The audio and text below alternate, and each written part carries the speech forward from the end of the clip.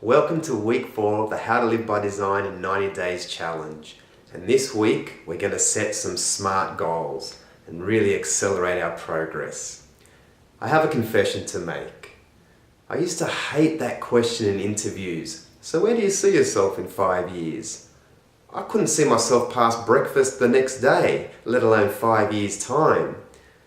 I guess you could say I was a take it as it comes, or if it happens then it happens type of guy. But the truth was, it never came and it didn't happen. And so my perspective around this really changed when I had a conversation with a CEO a couple of years ago. He was telling me the story about how he started as a trainee lawyer, just so happened on the same day as the chief economist. 17 years later, he's the CEO and the chief economist is still the chief economist. During the conversation though, what really struck me was the fact that he set 10-year goals religiously, every year reviewing and rewriting them with his wife. And then it really struck me like a light bulb moment. There's probably no CEO on the planet that doesn't set short-term and long-term goals. Because becoming a CEO just doesn't happen or just doesn't come by accident. They know what they want and they do what they need to do to get there from day one in their careers.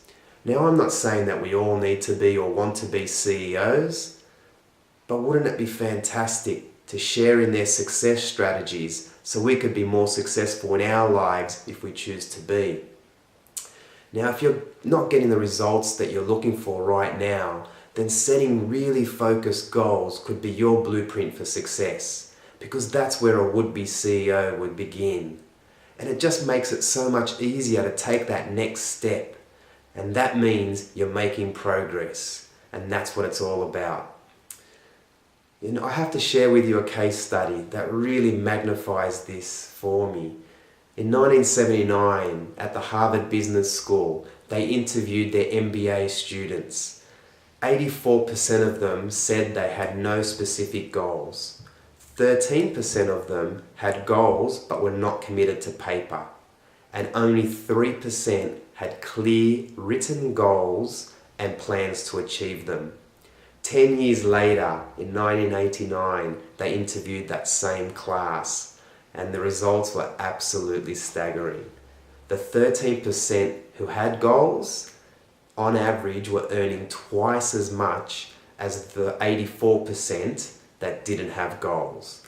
But what was astonishing was the 3% that had clear written goals were earning on average 10 times the amount of the other 97% put together. Absolutely unbelievable. So if you've ever been looking for evidence that writing down goals makes a difference, that's it right there. And even if you don't want to be 10 times more effective than the person next to you, wouldn't it be fantastic to be 10 times more effective than you are right now? I know I'd want to be. And if you're thinking that you haven't got time to write down your goals, well then I have to ask the question, when are you going to find time to achieve your goals if you don't write them right now? So what is a SMART goal? SMART is basically an acronym. The S stands for specific, the M measurable, the A attainable or achievable, the R relevant, and the T time bound. And right now we're going to go quickly through it step by step, and please refer to your notes which go into more details and more examples. So specific, what does that mean? Well, the best way for me to describe specific is imagine you're holding a dart. And in front of you is a dartboard. You know what number you're aiming for to score the points. You aim and you throw. You may hit the bullseye, you may get close, but at least you know what you were aiming for. Now remove your dartboard. What are you aiming for now? Who knows where that dart's going to end up? That's the beauty of a specific goal. You know what you're aiming for, you know what needs to be achieved, where it needs to go, by whom, when, and even why. That's the strength of a specific goal. An example of a bad goal would be someone that says, I want to be happier about my weight. Too loose, too ambiguous. A better specific goal would be, I will lose weight around my waist so I can feel comfortable and confident on the beach this summer. Now we'll play with that example as we go through about weight loss. That specific goal still lacks. In particular, it lacks measurability and numbers. Remember, what gets measured gets done. And it's not just the end result we're talking about, it's the milestones along the way. It's so important to keep score so you know that you're going to be successful. Really, measurability answers the question around quantity. How much, how many, how often. And so numbers to our specific goal, add numbers to our specific goal to strengthen it, would be something around, I will lose weight at least 20 kilos and 4 inches around my waist. See the power already?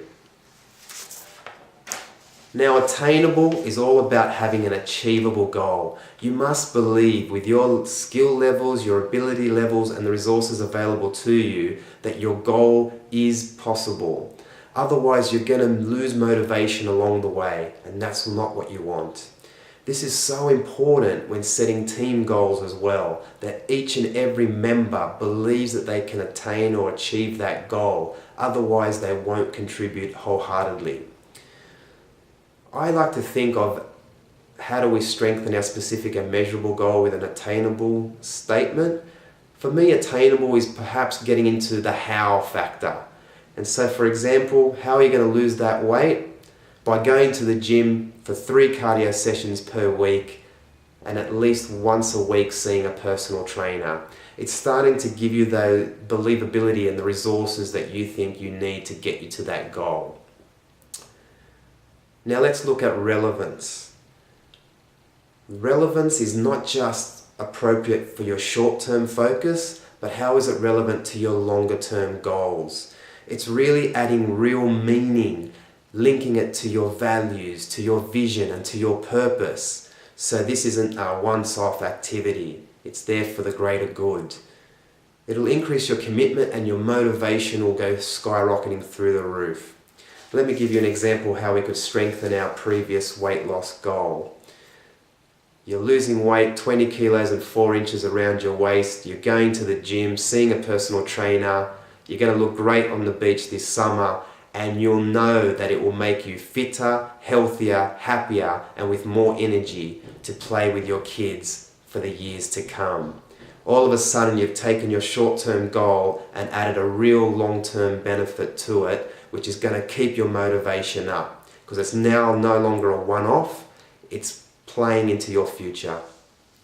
And finally, to wrap up a great SMART goal, it needs to be time-bound. There's nothing like setting a time frame to give you some urgency around a deadline. It really will get you preventing procrastination, and that always will creep in.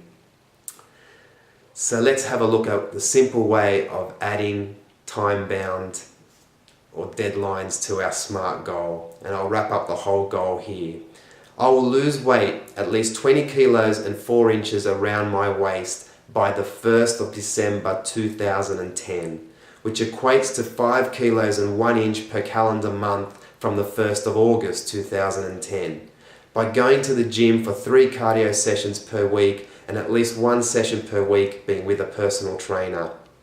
So I can feel comfortable and confident being seen on the beach this summer and know that it will make me fitter, healthier, happier, and with more energy to play with my kids for the years to come. Can you see, with a rock-solid, bulletproof, SMART goal, it's impossible to not be clear on what success looks like, and now you have your driving force to move forward. And remember, planning at the beginning saves you so much time, energy, and disappointment, and reworking the solution at the end. So put the hard work in now to know what you want so you can strive for it. I wish you a great week setting your goals, and next week we are going to tackle actions in a big way. Have a great week.